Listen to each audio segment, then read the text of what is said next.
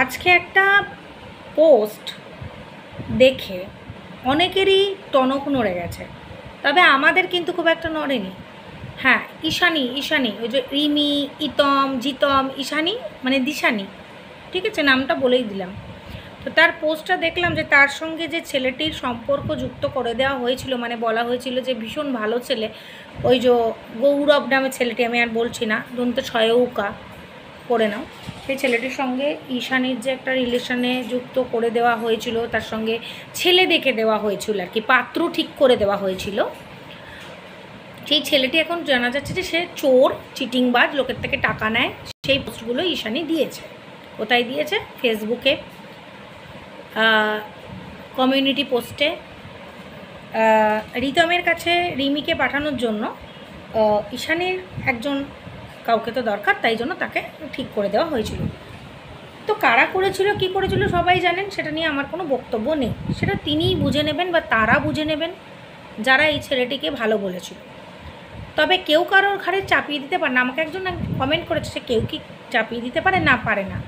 বাবা মা নাকি সবটাই খোঁজ খবর নিয়ে তার সঙ্গে বিয়ে ঠিক করেছিল, আমরা তো এরকমই জানতাম ভিডিওতে। তো বাবা মা যখন খোঁজ খবর নিল তখন কি খোঁজ নিয়েছিল?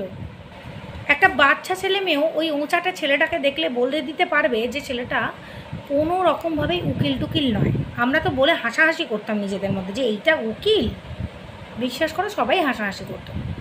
তো কেউ বুঝতে পারেনি যে এটা উকিল নয়। কোনো হাইকোর্টের উকিল ওরকম উঁচাটে হতে পারে? দেখলেই তো বোঝা যায় যে একটা রগবাজ। একটা উকিল কোনোদিন ওরকম রগবাজ উঁচাটে হতে পারে না। তো এই ছেলেটিকে যে দেখতো, ইনস্টাগ্রাম রিল এবং অনেক কিছু এর ব্যাকগ্রাউন্ডের অনেক কিছু আমরাও শুনেছিলাম, কিন্তু প্রমাণ নেই আর আমারও তো ইন্টারেস্টও নেই। কিন্তু আমরা অনেকেই বুঝেছিলাম যে ছেলেটা কিন্তু খারাপ। তো এখন শোনা যাচ্ছে ও ঈশানীকে মারধর করতো, প্রচুর টাকা নিয়েছে, এবং ঈশানী এমন এমন পোস্ট দিয়েছে যেখানে দেখা যাচ্ছে ছেলেটি অনেকের থেকেই 50,000 টাকা, এই টাকা ওই টাকা নিয়ে অন্যের অ্যাকাউন্টে দিতে বলতো, যাতে কোনো প্রমাণ না থাকে, এবং ও কোনো উকিল নয় সে তারও পোস্ট।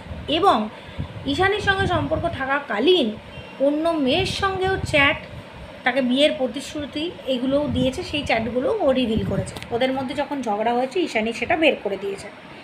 এবারে প্রশ্ন হচ্ছে, ছেলেটা তো খারাপ মানলাম, আর ঈশানীও কি খুব ভালো, বা এদের বাবা মা কি ভালো আপনাদের মনে হয়? একটা মেয়ের যখন লাইফে একটা ঝড় ওঠে বা একটা ছেলের সঙ্গে রিলেশান হলো, মানে রিতমের ফার্স্ট বউ হচ্ছে, ফার্স্ট ওয়াইফ ঈশানী, তার সঙ্গে একটা বিবাহের সম্পর্কে আবদ্ধ হয়েছিল ছোট্ট বয়সে, চাইল্ড ম্যারেজ হয়েছিল, সেটা কোনোভাবেই টেকেনি। তারপরে রিমি এলো জীবনে, রিমিও চলে গেল, আবার রিমি চলে যাওয়ার আগে থেকেই মানে ডিভোর্সের আগে থেকেই দুজনের মধ্যে আবার রিলেশন হলো, সেই নিয়ে ঝগড়া, অনেক কেস হয়েছে, সবাই জানে। মানে রিমি ইতমের কাহিনী জানে না ওয়াইটি থেকে কেউ নেই।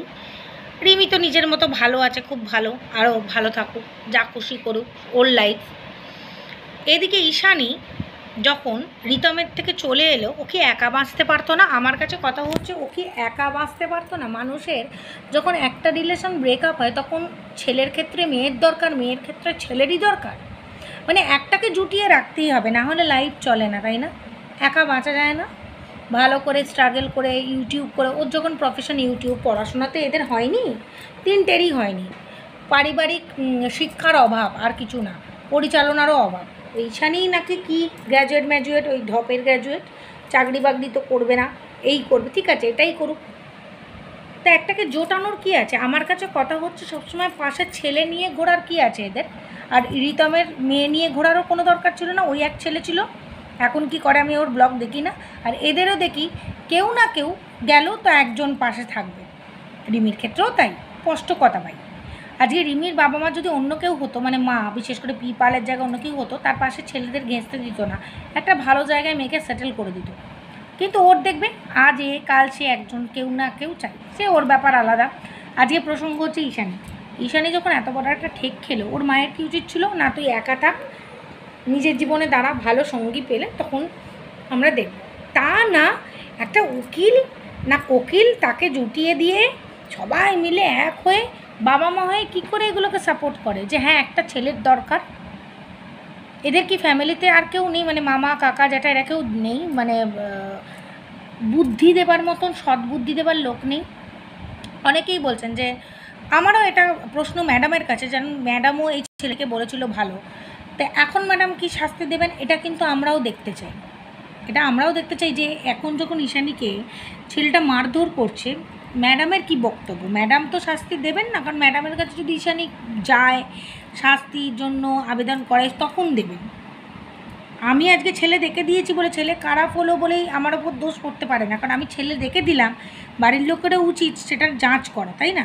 তো এক ক্ষেত্রে অনেকেই ম্যাডামকে দোষ দিচ্ছেন, আমি দোষ দেব না, কখনোই না, কিন্তু ম্যাডামের এটা কিন্তু জেনে ছেলেটার বিষয়ে একটা স্টেপ নেওয়া উচিত যদি ঈশানী বলে, কারণ এরা তো আবার ট্যারাক করে পাল্টি মারে, আজ বলছে সৌরভ খারাপ, মানে গৌরব কে আছে ওই ছেলেটা খারাপ, আবার কাল দেখবে যে চুমু দিয়ে ছবি দিচ্ছে, মানে এদের 3টে ছেলে মেয়ে হচ্ছে নচ্ছার। কিন্তু যদি সত্যি ঈশানী এখন ভালো হয়ে যায় বা ঈশানীর প্রতি এই অবিচার হয়, তাহলে ছেলেটার এগেনস্টে ওর স্টেপ নেওয়া উচিত এবং ম্যাডামের কাছেই যাওয়া উচিত। আমার মনে হয় ম্যাডাম এই ছেলেটাকে যেমন বলেছিল উকিল, এই ছেলেটির বদমাইশি শুনে ছেলেটির বিরুদ্ধে নিশ্চয়ই স্টেপ নেবেন। তবে একটা কথা ঠিক, ঈশানীও কিন্তু ধোয়া তুলসী পাতা নয়। এতদিন ধরে ও সহ্য করলো কেন? তো আগেই এর এগেনস্টে বলা উচিত ছিল, তাই না? মানে এরা না ভীষণ জটিল, এই ছেলেমেয়েগুলোকে আপনি বুঝতে পারবেন না, আর এদের বাবা মায়েরা আরও বেশি জটিল। যদি ভিডিওটার বক্তব্যগুলো আপনাদের সঙ্গে রেজোনেট হয়, মানে মেলে, তাহলে অবশ্যই কমেন্ট করবেন, কারণ এটা তো আমাদের একসময় কন্টেন্ট ছিল, তাই আজকে আর না বলে থাকতে পারলাম না। ভালো থাকবেন, সুস্থ থাকবেন, যদি স্টোরেজ থাকে তাহলে আসছি নেক্সট ভিডিও।